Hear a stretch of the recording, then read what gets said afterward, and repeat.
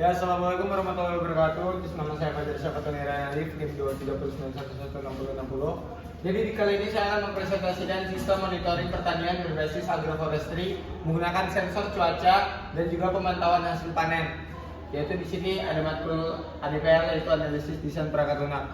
Langsung saja, di sini latar belakangnya. Kenapa kita membuat aplikasi seperti ini, mendesain aplikasi seperti ini? Karena para petani itu masih menghadapi kendala seperti kurangnya informasi cuaca real time, pemantauan tanaman yang terbatas, dan pencatatan hasil panen yang biasanya itu mereka itu masih pakai manual. Nah, kondisi ini itu menghambat pengambilan keputusan yang tepat di lapangan. Nah, dengan adanya agroforestry ini bisa menjadi solusi lanjutan yang ramah lingkungan. Dengan ada dukungan teknologi digital juga seperti IoT dan juga sensor cuaca, pertanian itu dapat dikelola secara lebih efisien dan juga berbasis data.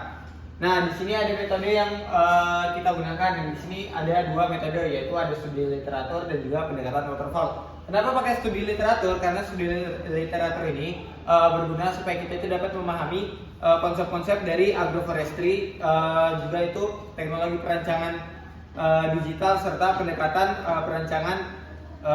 pemilihan pendekatan perencanaan yang baik seperti UML dan juga metode waterfall. Nah, kalau misalkan kita meneliti terlebih dahulu, maka kita memiliki landasan teori yang kuat yang dapat dipastikan kalau misalnya rancangan sistem yang kita buat itu tetap relevan dan efektif juga sesuai kebutuhan petani di lapangan. Terus itu di sini yang kedua itu ada metode waterfall. Kenapa kita pakai ini? Sesuai studi literatur tadi, metode waterfall itu dipilih karena sesuai dengan proyek ini. Karena proyek ini tuh dia proyek sistem monitoring pertanian berbasis agroforestry ini memiliki kebutuhan sistem yang jelas sejak awal. Pendekatan linearnya itu juga bisa bantu kita buat merancang sistemnya itu supaya lebih terstruktur, mulai dari analisis, perancangan UML-nya, hingga pembuatan mockup penerbukannya. Jadi setiap tahapannya itu dapat diselesaikan dengan rapi dan terdokumentasi. Di sini bisa kelihatan nih, ada beberapa analisis, design, development, testing, dan juga maintenance. Nah, lanjut di sini ada UML-nya. UML-nya di sini tuh ada petani, ada lahan, sensor cuaca, tanaman, dan hasil panen. Nah, entitas-entitas ini tuh saling berhubungan. Contohnya di sini petani dengan lahan. Di sini setiap petani dapat memiliki banyak lahan, dan setiap lahan pasti dimiliki oleh satu petani. Baru itu lanjut di sini ada lahan dengan sensor cuaca. Entitas lahan dengan sensor cuaca ini hubungannya setiap lahan memiliki satu sensor cuaca dan setiap sensor cuaca memiliki satu lahan. Terus itu lanjut lagi ke sini ke lahan dan tanaman. Setiap lahan dapat memiliki banyak tanaman, tapi setiap tanaman pasti dimiliki oleh satu lahan. Nah, di sini juga ada tanaman dan juga hasil panen. Setiap tanaman pasti memiliki banyak hasil panen, sementara banyak hasil panen pasti dimiliki oleh satu tanaman. Seperti itu. Lalu lanjut di sini activity diagram. Activity diagramnya di sini yang pertama itu petani itu dia membuka aplikasi terlebih dahulu, lalu petani daftar. Jika petani belum memiliki akun, maka dia harus daftar terlebih dahulu.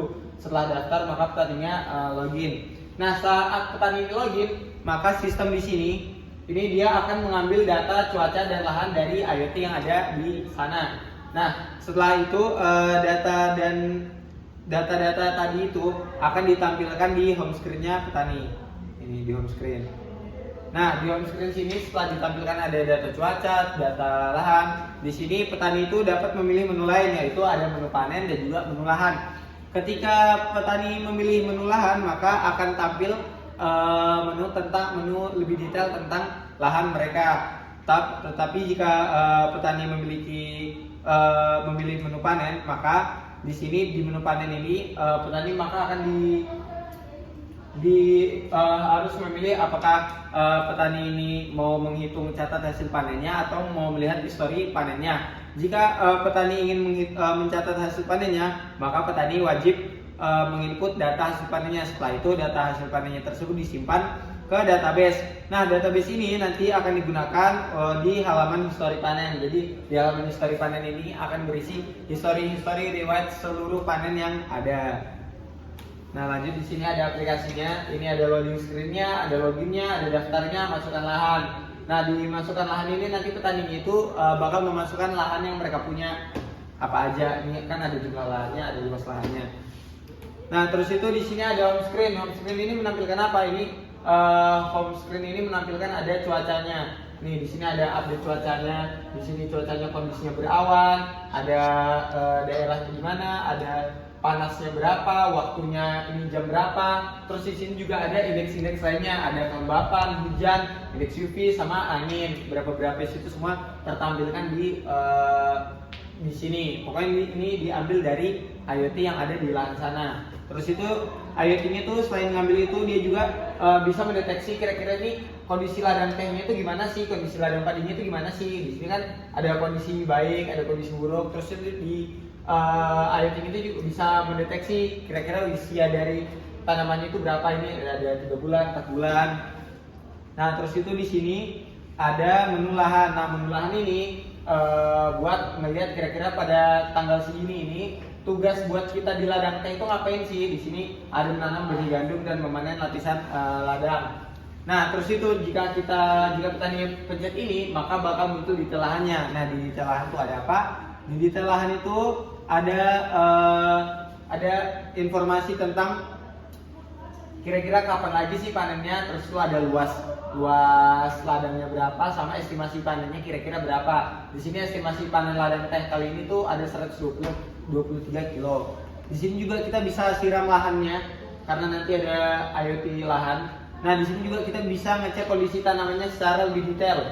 Di sini ada kondisi tanamannya, ada kadar airnya, terus nanti juga ada kondisi tanahnya bagaimana, terus tuh hamanya seberapa banyak, itu juga bakal ada. Nah, terus di sini ada menu panen. Kalau misalnya di petani menu panen ini, petani bisa ngeliat statistik panen mereka dari sebelum-sebelumnya. Di sini ada padinya di sini meningkat hasil panennya. Sementara teh di sini menurun. Nah, terus itu juga di sini si petani itu bisa ngeliat histori panen sama hitung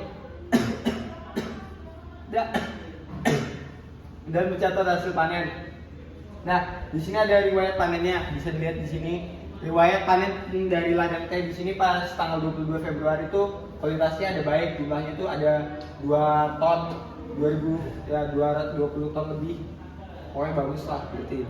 Terus di sini ada hitung dan catat hasil panennya. Nah, di sini berguna buat mencatat hasil panennya buat nanti direkap di sini. Ya, sekian dari saya. Wassalamualaikum warahmatullahi wabarakatuh. Terima kasih.